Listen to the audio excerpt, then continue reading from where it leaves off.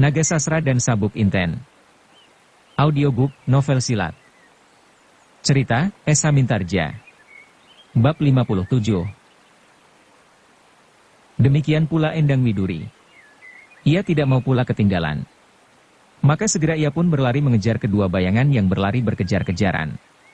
Namun kedua bayangan itu kemudian lenyap menyusup ke dalam semak-semak. Untuk seterusnya Endang Widuri kehilangan jejak. Karena itu ia menjadi bingung. Ia tidak tahu kemana ia harus pergi. Sedang jalan kembali pun tak diketahuinya pula. Untuk beberapa saat Endang Widuri berdiri termangu-mangu. Tiba-tiba, ketika ia sedang mencari-cari jalan terdengarlah gemersik daun di belakangnya. Cepat ia meloncat memutar tubuhnya, dan berdiri dengan teguhnya di atas kedua kakinya yang renggang setengah langkah serta tangannya yang disilangkan di muka dadanya, siap untuk menghadapi setiap kemungkinan yang akan terjadi. Dalam sepi malam, terdengar langkah itu semakin jelas. Bahkan kemudian dilihatnya dalam gelap malam dua bayangan yang berjalan dengan tetap ke arahnya. Endang Widuri yang baru saja bertempur melawan Uling Kuning, masih saja merasa dipengaruhi oleh suasana perkelahian. Karena itu ia menyambut kedatangan dua bayangan itu dengan sikap yang garang, siap untuk bertempur. Tetapi kemudian ia terkejut ketika didengarnya sebuah tawa yang lunak, yang sudah terlalu sering didengarnya. "Ayah," teriaknya sambil berlari menyambut kedatangan bayangan yang sudah semakin dekat. "Apa yang kau kerjakan di sini?" tanya Kebokanigara. "Berkelahi," jawab gadis itu. Desis ayahnya. "Aku memang sudah mengira. Apalagi ketika aku jumpai sesosok mayat di balik semak-semak di sebelah." "Kakang Arya telah membunuhnya," jawab Widuri. Kebokanigara memandang wajah Mahesa Jenar, kawannya berjalan dengan wajah yang berkerut. Ia ingin mengetahui bagaimanakah pendapatnya mengenai muridnya. "Aku sudah menduga pula, bahwa anak itu akan membunuhnya pada suatu saat. Dan sekarang hal itu sudah dilakukannya," gumam Mahesa Jenar seperti kepada dirinya sendiri. "Dari mana ayah dan paman Mahesa Jenar tahu bahwa kami berada di sini?" tanya Widuri. "Ketika hari sudah gelap, dan kau berdua tidak juga datang, aku menjadi cemas. Seseorang telah melihat kau berjalan ke arah ini sore tadi. Dan yang terakhir teriakan seseorang, yang mungkin adalah teriakan Uling Putih pada saat dadanya disobek oleh tombak Arya, telah menuntun aku kemari. Tepat pada saat kami datang, kami melihat kau berlari-lari. Karena itulah maka aku dapat menemukan kau di sini," jawab ayahnya. "Tetapi aku kehilangan jejak Kakang Arya Salaka," sahut Widuri. "Marilah kita cari. Agaknya ia akan terlibat pula dalam pertempuran melawan Uling Kuning." "Padahal tenaganya sudah jauh susut karena kelelahan," potong Mahesa Jenar. Mereka tidak berkata-kata lagi. Tetapi segera mereka melangkah menyibak daun-daun yang pekat, yang menghadang di hadapan mereka. Dengan matanya yang tajam, Mahesa Jenar dapat melihat bekas-bekas ranting yang tersibak patah-patah oleh injakan dan sentuhan tubuh Uling Kuning dan Arya Salaka, yang berkejar-kejaran. Dengan demikian meskipun agak sulit dan perlahan-lahan, Mahesa Jenar dapat mencari jejak mereka berdua. Ternyata perjalanan itu cukup panjang. Ketika mereka telah hampir tidak sabar lagi, tiba-tiba kaki mereka menginjak tanah yang gembur basah. Semakin lama semakin dalam. Dan sejalan dengan itu, semak-semaknya pun menjadi bertambah tipis. "Tanahnya mengandung air," desis Mahesa Jenar. "Aku kira kita sampai ke rawa atau telaga," sahut Kebokanigara. Dan apa yang mereka perkirakan adalah benar. Sesaat kemudian mereka sampai ke daerah yang ditumbuhi batang-batang ilalang, dan kemudian di hadapan mereka terbentang telaga yang tidak terlampau luas. Agaknya Uling Kuning berusaha melarikan diri dengan bersembunyi di telaga itu. Ketika mereka sudah berdiri di tepi telaga, serta melayangkan pandangan berkeliling, tiba-tiba terlihatlah sesuatu yang bergerak-gerak di dalam telaga itu. Demikian Mahesa Jenar dan Kebokanigara melihat bayangan itu, segera mereka mengerti bahwa yang bergerak-gerak itu pastilah Arya Salaka dan Uling Kuning yang sedang bertempur di dalam air. Untuk sesaat Mahesa Jenar tertegun. Ia menjadi cemas melihat pertempuran di dalam air itu. Apalagi Kebokanigara. Sebab mereka tahu bahwa hampir sepanjang hidupnya Uling Kuning berada di sekitar tanah yang berawa-rawa, sehingga baginya, air merupakan tempat berlindung yang terbaik. Kemudian Widuri pun melihat perkelahian itu, namun baginya tidaklah demikian jelas, apakah yang terjadi. Sementara itu, Arya Salaka yang tidak mau melepaskan uling kuning, terpaksa mengejarnya pula terjun ke dalam telaga. Ia sadar bahwa uling kuning berharap, lewat telaga itu ia akan mampu melepaskan dirinya. Atau kalau terpaksa ia terlibat di dalam perkelahian, maka perkelahian di dalam air akan banyak memberinya keuntungan. Dan apa yang diharapkan itu terjadilah. Arya tidak peduli lagi apa yang akan terjadi, meskipun ia terpaksa berkelahi di dalam air. Demikianlah pertempuran itu berlangsung dengan sengitnya. Di samping mereka harus berjuang untuk tidak terbinasakan oleh lawan, mereka juga harus menjaga diri mereka supaya tidak tenggelam. Uling kuning adalah seorang yang seolah-olah dapat hidup di dalam air. Tangan dan kakinya benar-benar dapat dipergunakan dengan baik seperti itik mempergunakan sayap serta kakinya, atau binatang air mempergunakan sirip-siripnya. Karena itu, ia dapat dengan lincahnya bertempur. Namun sayang bahwa perasaan muak dan nyeri di dalam perutnya tidak juga mau hilang. Apalagi yang dihadapi adalah Arya Salaka. Uling kuning tidak pernah mimpi bahwa anak itu pernah hidup sebagai anak nelayan di pantai Tegal Arang. Bahkan meskipun tidak begitu lama, namun Arya telah memiliki pengalaman yang cukup untuk menaklukkan air. Tidak hanya air setenang air telaga itu, tetapi air yang sedang murka sekalipun. Arya Salaka pernah terjun ke dalam gelombang yang ganas untuk menyelamatkan alat-alat penangkap ikannya bersama-sama kawan-kawannya. Bahkan darah pelaut yang mengalir di dalam tubuh ayahnya, ternyata mengalir pula di dalam tubuhnya. Pada masa kanak-kanaknya ia telah berani berkelahi dengan seekor uling yang cukup besar di dalam rawa. Sedang pada saat ia menginjak dewasa, ia menerjunkan diri dalam dunia kehidupan nelayan. Karena itu, dengan tidak diduga oleh uling kuning, Arya Salaka pun dengan dahsyatnya berhasil menyerang lawannya dari arah yang membingungkan. Sekali-kali ia melenyapkan diri dari permukaan air, kemudian muncullah ia di tempat yang tak terduga-duga. Seandainya musuhnya bukan seorang yang memang sejak kecil hidup bergulat dengan air, maka Arya pasti akan dengan mudahnya dapat membinasakan. Tetapi sekarang ia menemukan lawan yang seimbang. Maka pertempuran itu semakin lama menjadi semakin sengit. Air di sekitar tempat itu menjadi seolah-olah mendidih. Buih-buih yang putih bergolak dengan hebatnya di antara bayangan hitam yang timbul tenggelam bersama-sama. Bahkan kedua bayangan itu akhirnya seolah-olah berpadu menjadi satu dan bergolak bukan main hebatnya. Mahesa Jenar dan Kebokanigara beserta Endang Widuri yang berdiri di tepi telaga menjadi cemas. Apalagi ketika tiba-tiba bayangan yang hitam itu lenyap seperti ditelan putaran air yang melingkar-lingkar. Mahesa Jenar kemudian menjadi tidak sabar lagi menunggui saja di tepi telaga. Karena itu segera ia melepas baju serta kainnya. Hanya dengan celana saja Mahesa Jenar meloncat pula ke dalam air, dan berenang cepat-cepat ke arah kedua bayangan itu tenggelam. Sementara itu Arya berjuang mati-matian melawan maut. Uling kuning benar-benar tangguh bertempur di dalam air. Tangannya benar-benar dapat melilit seperti seekor uling yang melilit korbannya. Untunglah bahwa Arya memiliki tenaga raksasa, sehingga dengan pukulan-pukulan yang keras, ia selalu dapat membebaskan diri dari belitan uling kuning. Namun akhirnya usaha uling kuning itu berhasil. Seperti gila ia tidak menghiraukan sama sekali pukulan-pukulan terakhir yang dilontarkan oleh Arya Salaka yang tenaganya semakin lama semakin kendor. Bahkan tiba-tiba terasa sesuatu menjerat di lehernya. Ternyata uling kuning telah berhasil mengurai cambuk lemasnya, dan berhasil membelit leher Arya dengan senjatanya itu. Dengan demikian seolah-olah nafas Arya menjadi tersumbat. Ia meronta sekuat tenaga, namun tenaga uling kuning itu semakin erat menarik belitan cambuknya pada leher Arya. Dalam keadaan demikian Arya menjadi marah bukan buatan dan mengamuk sejadi-jadinya. Dengan kakinya ia menangkap tubuh uling kuning dan tidak mau melepaskannya lagi. Sedang kedua tangannya berusaha untuk mencekik leher lawannya. Namun sayang ia tidak berhasil. Meskipun demikian kakinya menjadi seperti terkunci dan dengan kerasnya membelit perut lawannya. Perasaan muak dan nyeri pada perut uling kuning menjadi semakin hebat.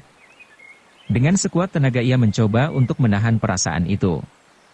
Sebab pada hematnya, sebentar lagi Arya pasti sudah tidak akan dapat bernafas dan dengan demikian ia akan bebas. Dalam keadaan yang demikian itulah mereka bersama-sama berputar-putar dan akhirnya bersama-sama tenggelam. Bagi Arya tidak ada jalan lain kecuali mati bersama-sama daripada mati seorang diri.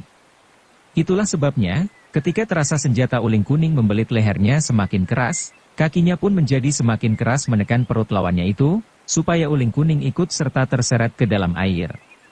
Sedang tangannya berusaha untuk mengurangi tekanan lilitan cambuk di lehernya. Tetapi dalam pada itu, tiba-tiba ia teringat bahwa pada saat ia menerjunkan diri ke dalam air, Kiai Bancak telah disarungkannya. Tepat pada saat-saat terakhir, dengan sisa tenaga yang ada Arya menarik tombak pusaka kebesaran Banyu Biru, dan dengan sepenuh nafsu kemarahannya ditekankan ujung tombak itu ke dalam perut lawannya. Terdengarlah suara menggelegar sesaat. Setelah itu terasa tarikan cambuk yang membelit lehernya menjadi semakin kendor. Sadarlah Arya bahwa ia berhasil membunuh uling kuning dengan tombaknya. Karena itu dilepaskannya belitan kakinya, dan setelah air di sekitarnya dipenuhi dengan merahnya darah, ia berusaha untuk berenang ke permukaan air. Namun tenaganya sudah sedemikian lemahnya. Bagaimanapun juga ia berusaha, tetapi pada saat ia berhasil menegakkan kepalanya ke permukaan air terasa bahwa matanya menjadi berkunang-kunang. Ketika Arya mencoba memandang bintang-bintang yang gemerlapan di langit, maka yang tampak seolah-olah mendung yang tebal menggantung di udara. Hitam dan kelam. Yang diingatnya pada saat terakhir adalah menyarungkan tombaknya yang baginya sama harganya dengan kepalanya, kembali ke dalam sarungnya. Sesudah itu semuanya seperti lenyap dari ingatannya. Ketika ia tersadar, terasa seolah-olah sebuah mimpi yang indah membayang di hadapannya. Meskipun tubuhnya masih terasa dingin oleh pakaiannya yang basah, namun dilihatnya beberapa orang duduk di sekitarnya, pada sebuah balai-balai besar. Sebuah lampu minyak yang terang, menyala-nyala dengan riangnya, seolah-olah ikut serta bergembira untuk keselamatan Arya Salaka. Ketika ia sempat mengamat-amati wajah-wajah di sekitarnya, tampaklah gurunya yang sedang merenunginya dengan seksama. Kebo Kanigara, Rara Wilis, Widuri, Wanamerta, Wiradapa dan beberapa orang lagi yang dikenalnya sebagai orang-orang gedangan. Demikian ia mulai menggerakkan matanya, tampaklah keriangan membersit di wajah-wajah mereka yang dengan kecemasan menungguinya. Apalagi Mahesa Jenar. Dengan tergopoh-gopoh ia bergerak maju dan dengan hati-hati ditempelkannya kupingnya pada dada Arya untuk mendengarkan detak jantung anak itu. "Arya," bisiknya. Arya mencoba tersenyum, namun kulit wajahnya serasa membeku. "Kakang Wiradapa," kata Mahesa Jenar perlahan-lahan. "Pinjamilah anak ini pakaian kering."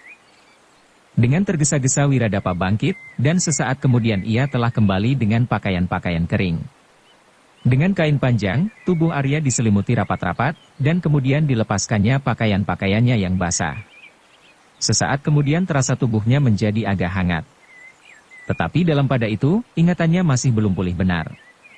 Ia masih belum mengerti di mana ia berada. Dinding-dinding ruangan itu nampaknya masih kabur serta dilapisi selaput yang buram.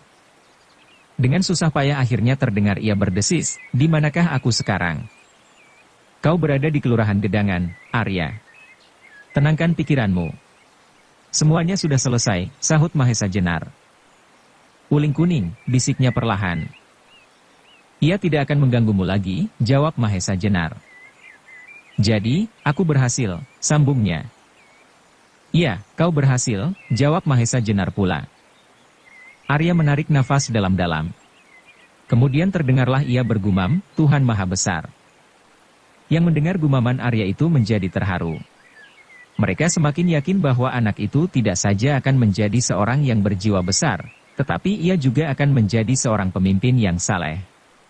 Seorang pemimpin yang akan membawa rakyatnya berjalan sepanjang jalan Allah. Dalam usianya yang semuda itu, sudah tampaklah sifat-sifat Arya Salaka yang cemerlang. Jauh dari kesombongan dan nafsu membalas dendam. Cinta kepada manusia dan kemanusiaan, serta memandang alam ini dengan penuh cinta kasih pula. Demikianlah setelah mengucapkan kata-kata itu hati Arya menjadi tenteram. Tetapi bersamaan dengan perasaan itu, tubuhnya mulai berasa betapa penat dan sakitnya. Tulang-tulangnya serasa berderak-derak patah, serta sendi-sendinya seperti terlepas. Luka di lengan serta lambungnya menjadi pedih sekali.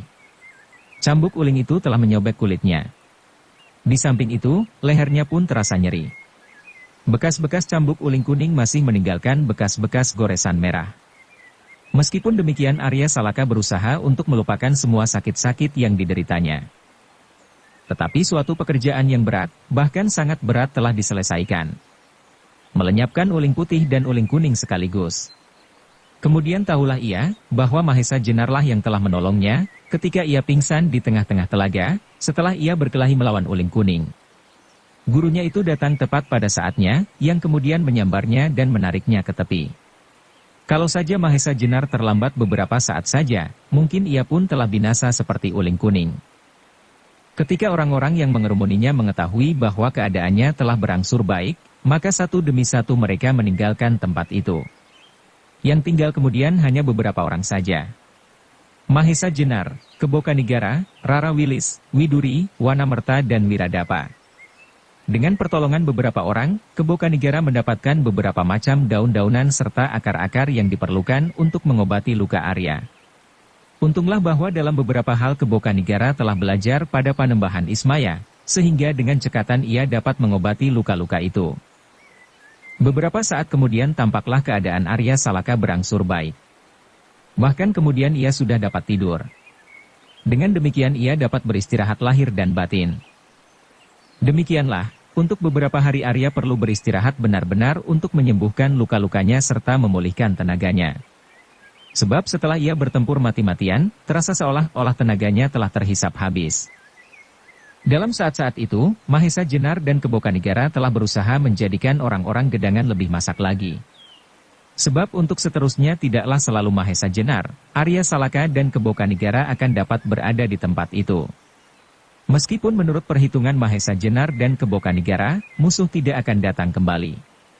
Orang-orang yang berkepentingan langsung dengan daerah gedangan telah binasa. Sedangkan Laskar Pamingit pun menurut dugaan Mahesa Jenar tidak akan segera kembali. Mereka pasti harus mempertimbangkan kekuatan yang ada di daerah kecil ini. Mereka pada saat-saat yang lalu pasti tidak akan menduga bahwa di daerah ini ada orang-orang seperti Kebokanigara dan bahkan orang yang berjubah abu-abu, yang tanpa diduga-duga datang menolong. Setelah Arya sudah pulih kembali kesehatan serta tenaganya, maka mulailah mereka mempertimbangkan apa yang akan dilakukan seterusnya. Menurut pertimbangan Kebokanigara, maka yang sebaik-baiknya adalah menghadap Panembahan Ismaya dan melaporkan apa yang telah terjadi serta menyatakan keselamatan diri. Demikianlah kemudian mereka terpaksa minta diri kepada orang-orang gedangan, setelah mereka mengalami suka duka bersama, berjuang bersama. Tentu saja orang-orang gedangan menjadi kecewa atas perpisahan itu. Tetapi perpisahan itu harus terjadi, sebagaimana matahari akan tenggelam pada senja hari setelah sehari penuh sinarnya memancari permukaan bumi. Demikianlah pula setiap pertemuan pasti akan diikuti dengan perpisahan.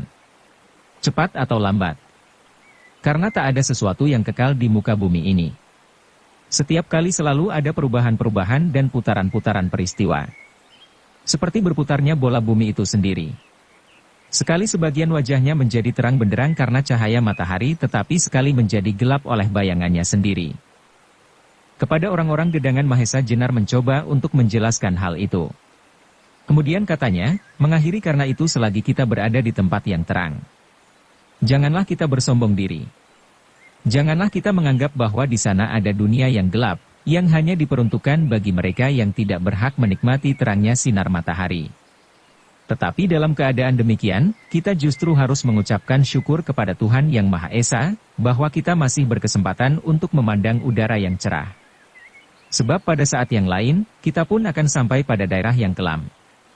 Pada saat yang demikian kita harus berdoa, semoga Tuhan Yang Maha Esa selalu menerangi hati kita menjelang masa depan yang cerah. Akhirnya Mahesa Jenar, Kebokanigara, Rara Wilis, Arya Salaka, Endang Widuri dan Wanamerta terpaksa dilepas pergi, meskipun dengan berat hati. Meskipun demikian, mereka berkesempatan untuk mengadakan sekedar selamatan perpisahan, meskipun sederhana. Demikianlah ketika cerahnya matahari pagi sedang memercik di atas dedaunan, berjalanlah sebuah rombongan yang kecil meninggalkan desa Gedangan menuju ke pebukitan Karangtumaritis. Di sepanjang jalan tidaklah banyak yang mereka percakapkan, sebab kepala mereka masing-masing dipenuhi oleh kenangan-kenangan atas peristiwa yang baru saja terjadi. Tetapi tidaklah demikian dengan Mahesa Jenar dan Arya Salaka. Selain kenangan-kenangan yang sekali-sekali membayang di dalam ingatannya, mereka juga berangan-angan tentang masa depan. Tentang Sawung Sariti beserta ayahnya Ki Ageng Lembusora. Tentang daerah perdikan Banyu Biru. Dan yang tidak kalah pentingnya, tentang pusaka-pusaka Demak, Kiai Nagasasra dan Kiai Sabuk Inten. Dengan diketemukannya kedua keris itu, maka banyak hal yang sekaligus dapat diurai. Sebab keadaan Ki Ageng Gajah Sora pun sebagian tergantung pada keris-keris itu. Yang juga terlintas di dalam otak Mahesa Jenar adalah cara penyelesaian yang secepat-cepatnya mengenai Banyu Biru. Tidaklah sepantasnya kalau Arya Salaka masih harus menyembunyikan diri terus-menerus. Karena itu bagi Mahesa Jenar, sebaiknya Arya Salaka yang datang ke Banyu Biru, dan dengan berterus terang menyatakan diri sebagai pengganti ayahnya, Kepala Daerah Perdikan Banyu Biru. Tetapi pelaksanaan rencana itu haruslah diolah semasak-masaknya. Sebab setiap kesalahan akan dapat menimbulkan akibat yang sama sekali tidak diharapkan. Demikianlah rombongan kecil itu berjalan menyusur jalan-jalan pegunungan dengan tenangnya. Sekali-kali mereka harus meloncat-loncat di atas batu-batu padas. Dan dengan demikian mereka telah mengejutkan burung-burung liar yang sedang bertengger di atas karang-karang terjal yang menjorok di tebing-tebing pegunungan. Pada saat rombongan kecil, yang terdiri dari Kebokanigara beserta putrinya Endang Widuri, Mahesa Jenar, Rara Wilis, Arya Salaka dan Wanamerta sampai di padepokan Karang Tumaritis, mereka melihat Panembahan Ismaya sedang duduk dikerumuni beberapa orang cantrik. Agaknya Panembahan itu sedang bercakap-cakap atau bercerita tentang suatu hal yang sangat menarik. Sebab tidaklah lazim Panembahan Ismaya memberi wejangan dan pelajaran dengan cara yang demikian. Ketika salah seorang cantrik melihat kedatangan rombongan itu, serta memberitahukan kepada Panembahan Ismaya, maka dengan tergopoh-gopoh Panembahan tua itu berdiri dan menyambut. Dipersilahkannya rombongan itu duduk pula bersama-sama dengan para cantrik. Yang pertama-tama ditanyakan adalah keselamatan mereka yang baru saja datang menghadap. Kebokanigaralah yang mewakili menjawab setiap pertanyaan Panembahan Ismaya, serta menyampaikan bakti mereka bersama-sama. Panembahan Ismaya mendengarkan semua cerita Kebokanigara dengan penuh perhatian. Kata demi kata seolah-olah dicernakan kembali di dalam otaknya untuk dapat menangkap saripatinya. Syukurlah kalau kalian selamat, katanya kemudian, namun wajahnya tampak muram. Karena pangestu Panembahan, jawab Kebokanigara. Sebenarnya aku telah mendengar apa yang terjadi di Gedangan, dari tembang rawat-rawat Bakul Sinambiwara. Juga seorang cantrik yang sedang turun untuk menukarkan hasil pertanian kami, mendengar pula cerita tentang pertempuran yang terjadi di Gedangan. Panembahan Ismaya berhenti sejenak. Wajahnya yang muram itu menatap dengan tajam ke arah mata Kebokanigara yang kemudian menundukkan kepalanya. Dan aku mendengar pula, sambung Panembahan Ismaya, bahwa pada kedua belah pihak jatuh korban. Ya, jawab Kanigara pendek sambil masih menekurkan kepalanya. Dalam setiap perselisihan dan kekerasan akan jatuh korban, sambung Panembahan Ismaya bergumam seperti kepada dirinya sendiri. Besar atau kecil, seperti apa yang baru saja terjadi. Sekali lagi Panembahan tua itu berhenti, menelan ludahnya. Lalu kemudian ia berkata kepada salah seorang cantrik, kenapa belum kalian sajikan minuman untuk para tamu ini? Seorang cantrik segera berdiri dan pergi ke belakang untuk menyiapkan minuman bagi rombongan yang memang kehausan itu. Setelah mengucapkan kata-kata itu, Panembahan Ismaya tidak meneruskan kata-katanya. Bahkan kemudian tampaklah ia menundukkan wajahnya. Agaknya ada sesuatu yang menyumbat kerongkongannya. Yang melihat hal itu, tak seorang pun yang berani mengucapkan sepatah kata pun. Meskipun hati mereka diliputi oleh berbagai pertanyaan namun mulut mereka terkatup rapat. Baru beberapa saat kemudian Panembahan tua itu berkata, anak-anakku semua. Baru saja aku memperkatakan Angger Arya Salaka. Aku dengar bahwa Angger mengalami peristiwa yang hampir menyeretnya ke dalam kesulitan. Arya Salaka membungkukkan badannya, dan dengan hormatnya ia menjawab, benar Panembahan. Tetapi Tuhan Yang Maha Murah telah membebaskan aku dari cengkeraman maut. Panembahan Ismaya mengangguk-anggukkan kepalanya. Katanya lirih, Angger, baru saja memperkatakan Angger dengan para cantrik. Peristiwa seperti apa yang terjadi atas daerah perdikan Banyu Biru itu telah berulang kali terjadi. Dalam lingkungan yang besar dan dalam lingkungan yang lebih kecil. Pertentangan yang terjadi di antara keluarga sendiri. Panembahan Ismaya berhenti sesaat, seolah-olah hendak menunggu sampai kata-katanya meresap ke dalam otak bocah itu. Kemudian ia meneruskan, baru saja aku bercerita kepada para cantrik. Cerita tentang masa-masa lalu, yang pernah aku dengar dari mulut ke mulut, atau yang pernah aku baca dari lontar-lontar.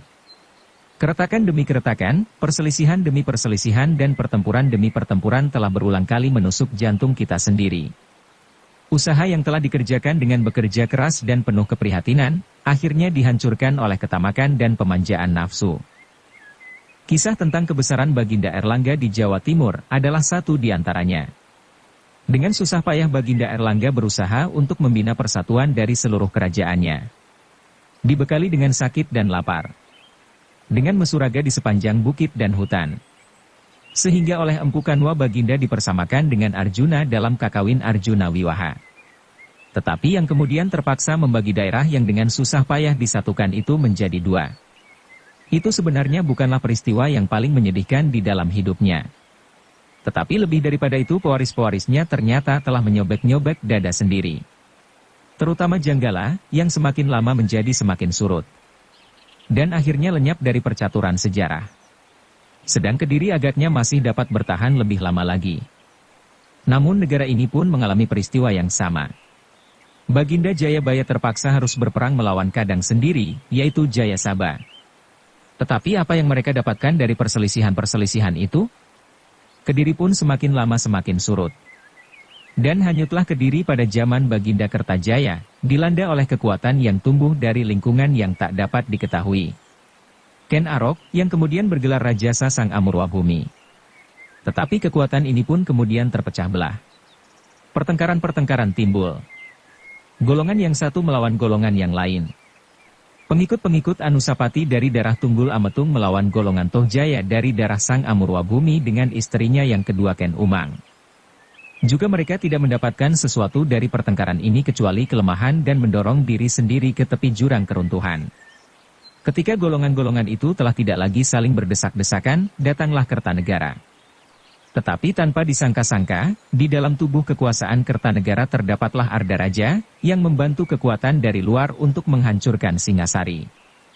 Juga Singasari kemudian runtuh. Setelah itu lahirlah Majapahit dengan megahnya. Kesatuan dan persatuan dapat dibina dengan cucuran keringat Sang Mahapatih Gajah Mada. Karena itulah Majapahit menjadi mercusuar dari negara-negara yang terserak-serak dari Gurun, Seran, Tanjung Pura, Haru, Pahang, Dompo, Bali, Sunda, Palembang, Tumasik dan banyak daerah-daerah lagi.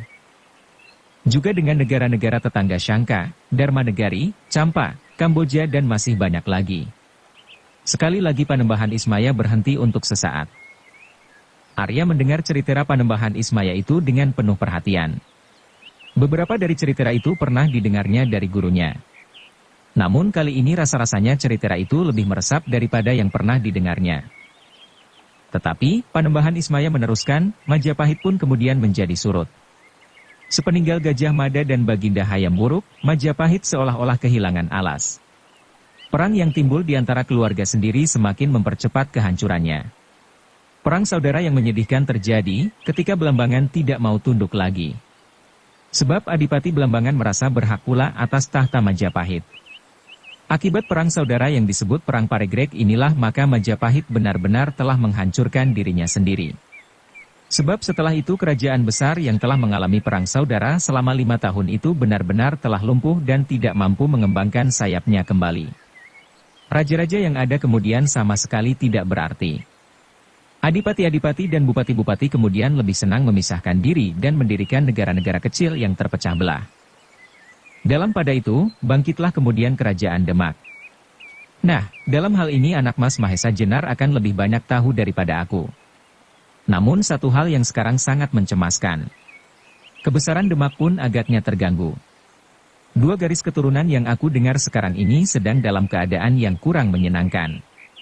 Garis keturunan Sultan Trenggana dan garis keturunan Sekar Sedalepen. Panembahan Ismaya mengakhiri ceritanya. Pandangan matanya yang lunak beredar dari wajah yang satu ke wajah yang lain. Sedangkan mereka yang mendengarkan cerita itu, dengan cermatnya mengikuti setiap persoalan. Apalagi Mahesa Jenar dan Kebokanegara. Mereka tidak mendengar kisah itu sebagai kisah melulu.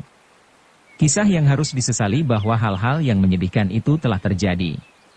Tetapi lebih daripada itu, masa yang lampau itu hendaknya menjadi cermin atas masa datang perpecahan demi perpecahan, perselisihan demi perselisihan antara keluarga sendiri. Dan itu terjadi sekarang. Ya, sekarang ini. Dan ini mengancam keselamatan kerajaan Demak. Mahesa Jenar menundukkan wajahnya. Demikian pula Kebo Kanigara sebagai seorang bangsawan cucu dari salah seorang yang pernah merajai Majapahit, hatinya tersentuh pula. Arya Salaka yang tidak mengerti terlalu jauh tentang cerita itu berusaha untuk menghubungkan dengan peristiwa di daerahnya, Banyu Biru. Setiap kali ia merasa bahwa memang hal yang serupa telah terjadi. Dalam lingkungan yang kecil, tanah perdikan Banyu Biru. Namun demikian ia tidak tahu bagaimana seharusnya ia memecahkan masalah yang dihadapinya. Tetapi ia tidak perlu bingung. Sebab nanti akan dapat menanyakan itu kepada gurunya. Dalam keheningan itu tiba-tiba terdengar Panembahan Ismaya berkata dengan nada yang berbeda, "Nah anak-anak sekalian. Aku terlalu tergesa-gesa untuk bercerita, sampai aku lupa bahwa kalian sedang lelah dan perlu beristirahat. Karena itu, silahkan kalian membersihkan diri, dan kemudian biarlah para cantrik melayani kalian makan bersama. Aku pun perlu beristirahat setelah terlalu lama bermain-main dengan para cantrik." Kemudian ditinggalkannya Kebo Kanigara beserta rombongannya oleh Panembahan Ismaya untuk mengasuh di dalam sanggarnya. Demikianlah kemudian mereka pun segera menempati tempat mereka masing-masing seperti pada saat mereka berada di tempat itu. Dan untuk waktu-waktu seterusnya, kembalilah mereka menjadi bagian dari masyarakat kecil di atas Bukit Karangtumaritis. Kebo Kanigara kembali dalam kedudukannya sebagai seorang putut bersama Mahesa Jenar dan Arya Salaka. Wilis dan Widuri pun kembali pula hidup di antara para endang di padukuhan itu. Tetapi dalam pada itu, ada yang selalu menyentuh-nyentuh perasaan Mahesa Jenar. Cerita Panembahan Ismaya tentang keadaan Demak sekarang sangat menarik perhatiannya. Ia selalu menghubung-hubungkan cerita itu dengan pusaka-pusaka Demak yang hilang, yaitu Kiai Nagasasra dan Kiai Sabuk Inten. Apakah kalau pusaka itu diketemukan, dan kemudian dimiliki oleh salah seorang dari garis keturunan itu, keadaan lalu jadi tenang? Dalam pada itu tiba-tiba Mahesa Jenar teringat kepada orang yang berjubah abu-abu, yang pernah datang ke Banyu Biru dan mengambil kedua keris itu. Lebih daripada itu, Mahesa Jenar teringat dengan gamblangnya seorang yang berjubah abu-abu pula, yang dijumpainya di perjalanannya pada saat ia sedang kehilangan akal. Pada saat hatinya seolah-olah pecah karena hubungannya dengan Rara Wilis yang pada saat itu diantarkan oleh Sarayuda. Pada saat ia meninggalkan Arya Salaka di perjalanan dan berusaha untuk melupakan anak itu. Pada saat itu dijumpainya orang yang berjubah abu-abu itu. Teringat dengan jelasnya orang itu berkata kepadanya, ketika ia bertanya di mana kedua keris itu berada. Katanya, "Mahesa Jenar, kedua keris itu berada di dalam kekerasan hatimu serta usahamu." Lalu orang berjubah itu meneruskan, "Hati-hatilah kelak kau memilih. Ada dua keturunan yang merasa berhak memiliki keris itu. Keturunan Trenggana dan keturunan Sekar Sedalepen. Pilihlah siapa di antara mereka yang mengutamakan kepentingan rakyat serta kesejahteraan negara. Kepadanya keris itu kau serahkan." Suara itu seolah-olah kini terngiang kembali dalam telinganya. Suara orang yang berjubah abu-abu. Tiba-tiba ia menghubungkan pesan orang berjubah abu-abu itu dengan cerita Panembahan Ismaya.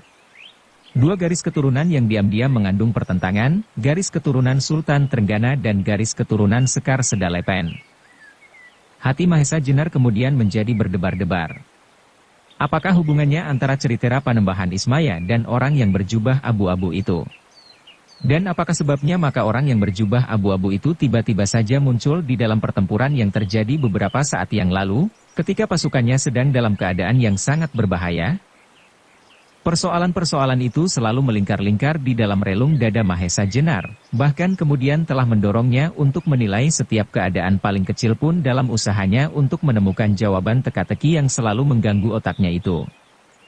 Malahan lebih daripada itu, ia sudah bertekad untuk menemukan suatu kepastian, bahwa orang yang berjubah abu-abu dan orang yang menamakan dirinya Panembahan Ismaya pastilah ada tali yang menghubungkan mereka itu. Dalam usahanya itu mula-mula Mahesa Jenar tidak ingin berkata kepada seorang pun. Untuk sementara ia ingin bekerja sendiri. Dihubung-hubungkannya semua yang pernah dilihat dan didengarnya, yang pernah dialami dan pernah dihayati selama ini. Meskipun dalam beberapa hari kemudian tak ada sesuatu yang menjelaskan dugaannya, namun dengan sabarnya ia bekerja terus. Sebab apabila hal itu bisa dipecahkan, akan terbukalah beberapa masalah sekaligus. Tetapi akhirnya kepada Kebokanigara, seorang yang telah banyak memberi bantuan kepadanya dalam pencapaiannya atas taraf peresapan ilmunya lebih sempurna lagi, Mahesa Jenar ternyata tidak dapat berhasil. Kepada Kebokanigara diceritakannya semua yang pernah dialami dan semua dugaan yang tersimpan di dalam dadanya. Mendengar semuanya itu, Kanigara mengerutkan keningnya tinggi-tinggi. Wajahnya berubah menjadi tegang. Dan dengan hati-hati ia menjawab, Mahesa Jenar, meskipun aku telah agak lama tinggal di padepokan ini, namun banyak hal yang tidak aku ketahui tentang Panembahan Ismaya. Yang aku ketahui adalah, Panembahan Ismaya memang sering meninggalkan padepokan ini. Seterusnya aku tidak tahu. Mahesa Jenar dapat mempercayai kata-kata Kebokanigara itu. Sebab orang yang berjubah abu-abu itu pasti tidak menginginkan seorang pun mengetahui keadaan sebenarnya. Dalam pada itu tiba-tiba Mahesa Jenar mendapatkan suatu pikiran yang barangkali akan dapat memperjelas persoalan. Dan ketika pikirannya itu disampaikan kepada Kanigara, ia menjadi tersenyum dan menjawab, Mahesa Jenar, otakmu benar-benar terang.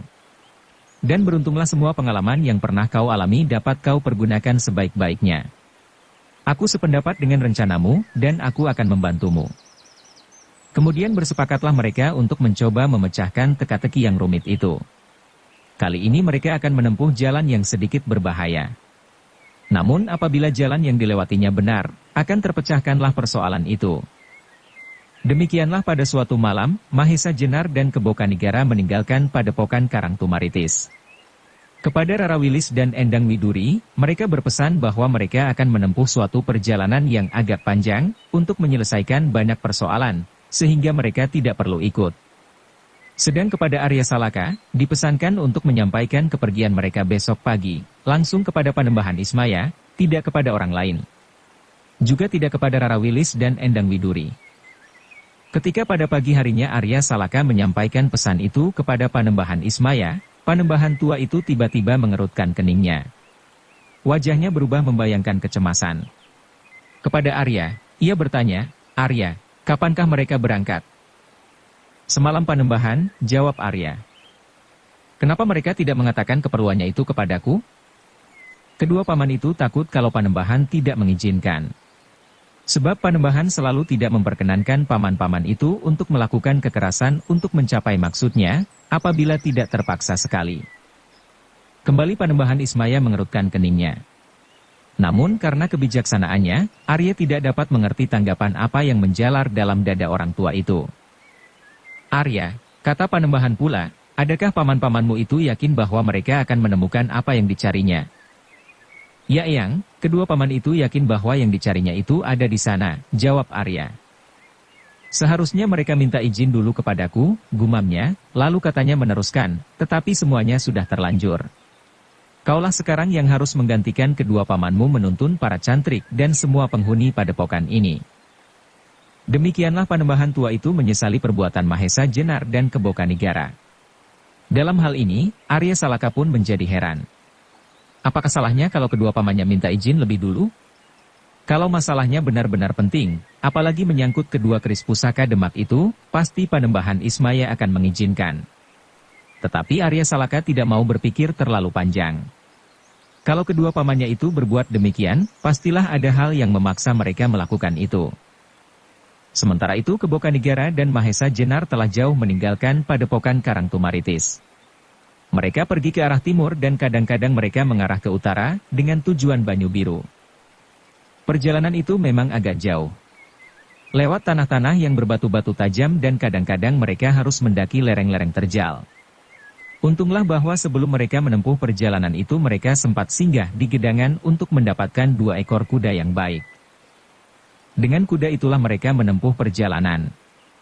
Diiringi oleh derap kaki-kaki kuda mereka yang berirama menyentuh batu-batu padas di bawah sinar matahari pagi, setelah mereka beristirahat beberapa lama.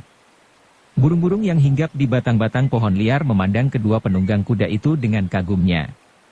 Seolah-olah mereka sudah mengenalnya dengan baik, bahwa kedua orang itu adalah 2 orang perkasa yang sedang dalam perjalanan yang berbahaya.